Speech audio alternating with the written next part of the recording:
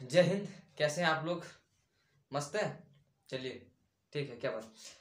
तो मेरे दोस्त, हमने पवन की जो चौथी या पांचवी क्लास कर ली थी, तो आज हमारा पवन यानी विंड का जो लास्ट क्लासेस है, तो आप सभी इसमें बने रहेंगे हमारे साथ और जुड़े रहेंगे और अंतिम तक वीडियो को देखेंगे, ताकि आप सबों को जो होगा कि जो हमने महत्वपूर्ण क्वेश्चंस को डिसाइड कर लिया है उसको आप तक पहुंचने में कोई तकलीफ ना हो। ठीक है, तो मेरे दोस्त, आज जो हमारा क्लास होगा वो विंड का जो छठा क्लास होगा।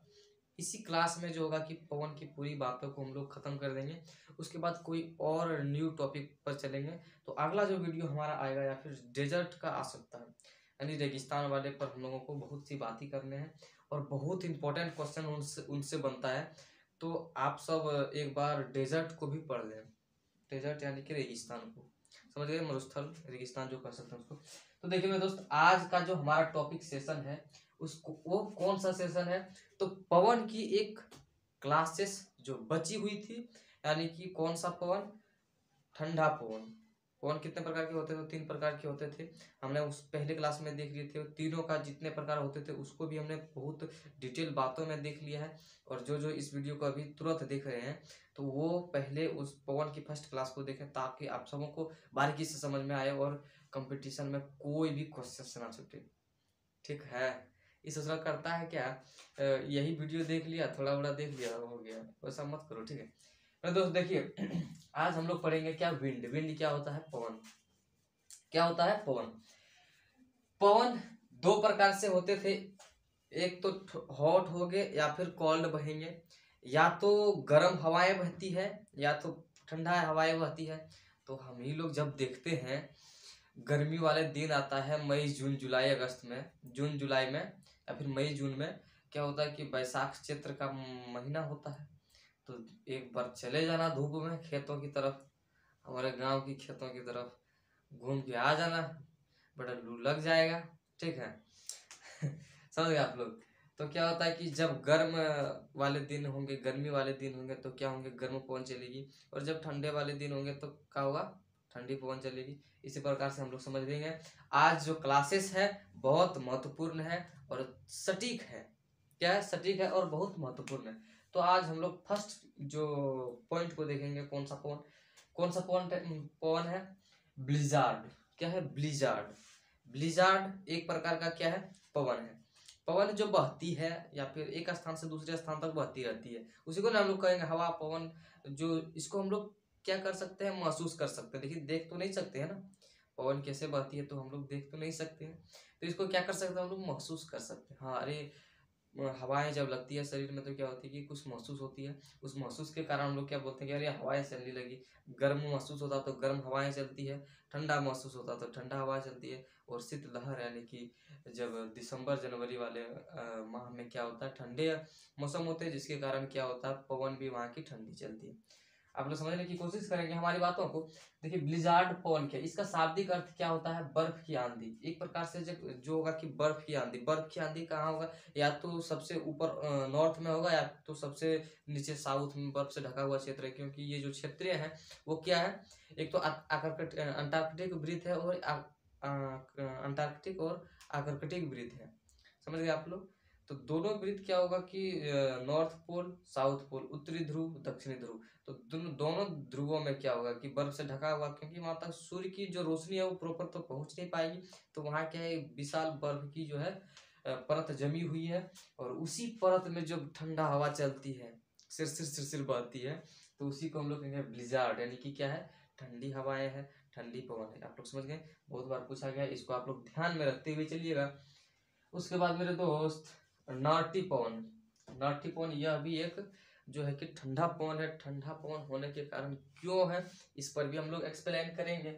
यह क्या है, यह भी अमेरिका में बहती है, लेकिन यह ठंडी पवन है। ये क्या है कि अमेरिका में बहती है। अमेरिका, कौन सा अमेरिका में बहती होगी, यानी बीच वाले क्षेत्र में, जहाँ या तो ऊपर वाले उत्तरी अमेरिका में बहती होगी या फिर दक्षिण अमेरिका में बहती होगी।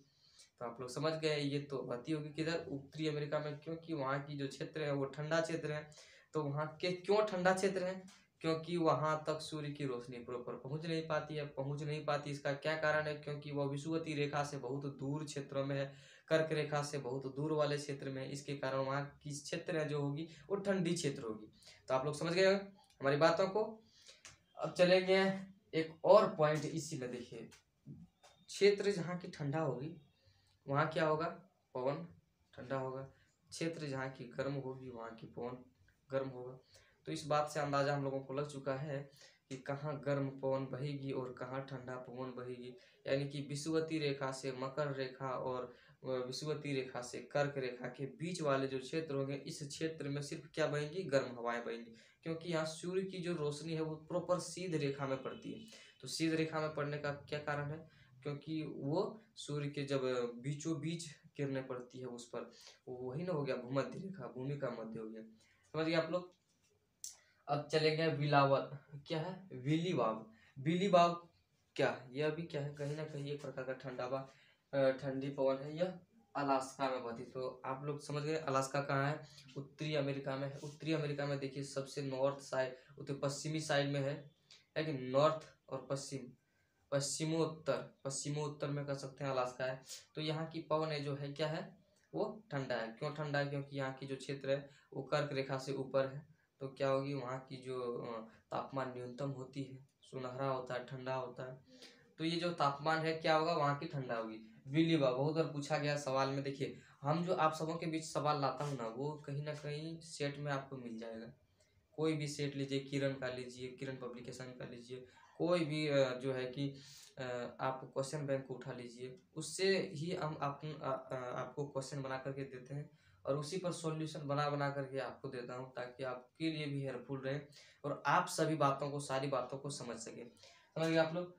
उसके बाद मेरे दोस्त क्या है, पेपागायो, पेम्पागायो, सॉरी पेम्पागायो, क्या है, पेम्पागायो। पेम्पागायो ये मैक्सिको में बहती है। मैक्सिको में ये भी कहीं ना कहीं क्या होगा कि ये ठंडे वाले पवन होंगे। समझ गए आप लोग, मैक्सिको में बहती है। उसके बाद चलेंगे हम लोग इक्वाडोर। इक्वाडोर में कौन सी पवन बहती है, नेवाडोस। नेवाडोस जो पवन है ये क्या है कि इक्वाडोर में बहती है। इक्वाडोर में बहती है, इसका मतलब क्या है, कहीं ना कहीं ये भी ठंडे वाले क्षेत्र में होगा।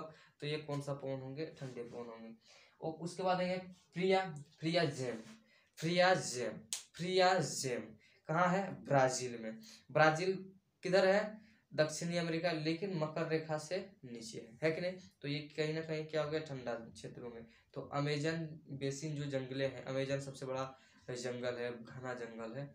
तो वो जंगल जो है कि इसी के सीध में आती है। और वहाँ वन जो है कि सदाबहार है, हरदम वहाँ हरी भरी वन रहती है, क्योंकि अधिक मात्रा में बारिश होती है। और अधिक मात्रा में बारिश होने का कारण क्यों है, क्योंकि वहाँ की वनें हरी भरी है।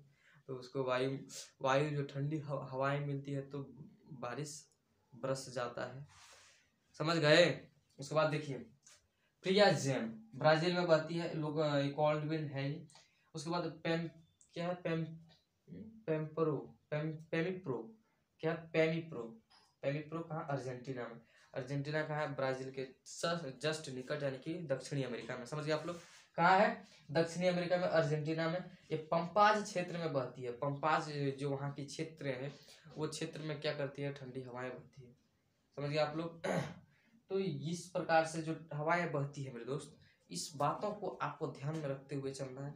और एक बात हम आप सबसे कहना चाहता हूँ, देखिए मेरे दोस्त, देखिए जहाँ योग्यता दिखाने की बारी आती है ना, वहाँ सबसे सर्वप्रथम रहो। और जहाँ सिर्फ काम निकालने की बारी हो ना, सिर्फ उस काम को हम पहले कर लें। तो चुपके चुपके, चोरी चोरी, बिना किसी को कहे, ठीक है, इस प्रकार से जाओ कि किसी को पता ना चले और वो काम करके चले आओ। आप लोग जानते ही होंगे हनुमान जी महाराज को। उन्होंने क्या किया कि जब वो देखते ना, वो अपना स्वरूप को बड़ा भी कर लेता है, छोटा भी कर लेता है। तो जब माता जानकी के खोज में गए थे हनुमान जी महाराज, कहाँ गए थे, लंका जब गए थे, तो उसकी खोज का, उसका क्या था, सबसे पहले उसका जो माइंड में क्या था कि हमारा जो गोल है उसको पहले पूरा करेंगे, उसके बाद जो काम होगी उस काम पर हम करेंगे। तो उसका क्या गोल था कि माता जानकी को हमको एक बार भेंट करना है, उससे मिलना है। तो उसका गोल सेट था।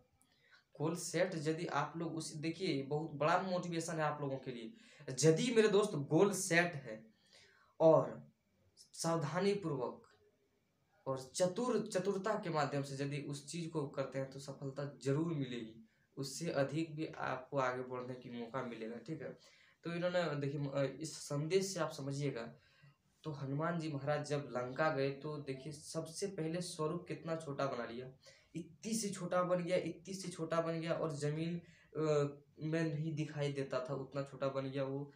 तब जाकर के वो जानकी माँ की जो है कि वो भेंट की, उससे मिला।